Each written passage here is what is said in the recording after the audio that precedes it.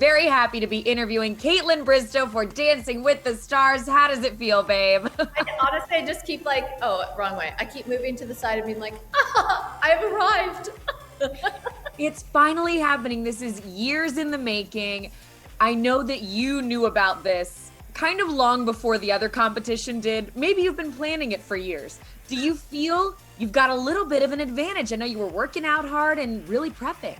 I know people keep saying does Kaitlyn have an advantage from knowing and from dancing and all these things? And I actually feel like I have a disadvantage in a way because I am unlearning everything I thought I knew about dance. And it's been way more challenging than I thought.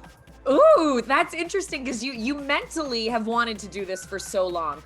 What has it felt like to be in those rehearsals? Have you been surprised by your emotional reactions to this process? During any kind of rehearsal, it's so funny because I think I have a smile on my face the whole time, and then I start dancing and I'm very serious.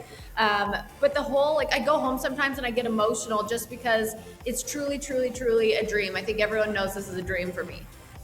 So tell me how those rehearsals are going. What can you tell me about the first dance? Well, I can tell you that it's challenging and but that there's a lot going on, and I thought my hips could move the way I wanted them to, but it turns out they can't. You're somebody who's so hard on yourself, and I know you posted the other day kind of having a moment saying those trolls finally got to you. What was that like for you? Did you think that they could even get you to that place anymore? Were you surprised that you were affected?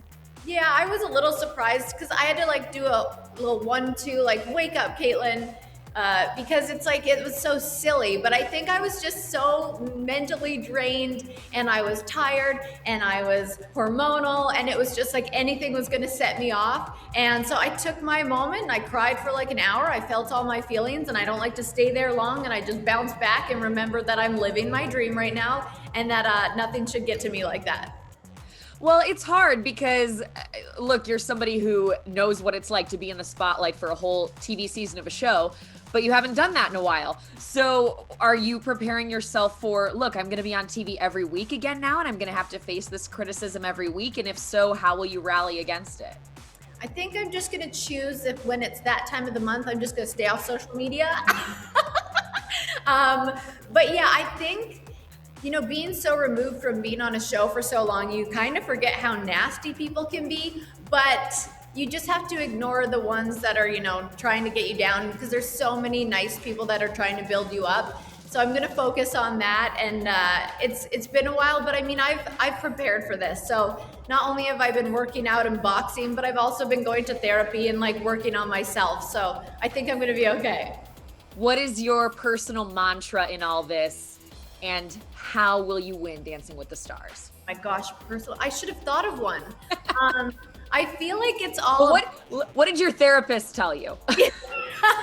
No, there's my mom. She says things like, dance with your heart and your feet will follow, which is always a good one. But I think it's about I think it's 2020. You got to roll with the punches. I think that's what this is all about. It's going to be fun. It's going to be challenging. It's going to be a roller coaster. And sometimes you're going to let people down. Sometimes you're going to make people happy. You just have to roll with all the punches and just enjoy the process. Everyone that's done this show who has talked to me says it goes by so fast. It's such a unique experience.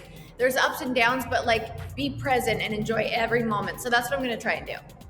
Have you talked to Hannah Brown? She's a fellow Bachelorette. She just won. I mean, you were originally supposed to be on the show first, but what did Hannah tell you about winning? Yeah, I'm glad I've had other people who have gone on before me now. They give me all the advice. Last night I used the foot bath that she gave me. It's like an ice bath, and I just loaded that thing up with ice. I was like, oh, this is gonna feel so good. I don't know if you've ever tried an ice bath. It was the worst thing I've ever done. So she gave me the ice bath. She said, same thing as everyone else. It's enjoy it. It goes by so fast. So even every blister on my foot, I look at with love right now. I'm like, hey, you're doing what you're supposed to be doing. Who do you think your toughest competition is? And is it Carol Baskin? It is, well, I don't know. I don't know what America wants. So I'm going to go with AJ from the Backstreet Boys because I've been to his concerts, so I've seen him dance.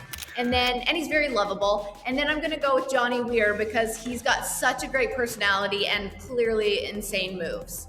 My last question for you. You mentioned people building you up. How much is Jason your rock in all this? What did he say to you when those trolls came for you?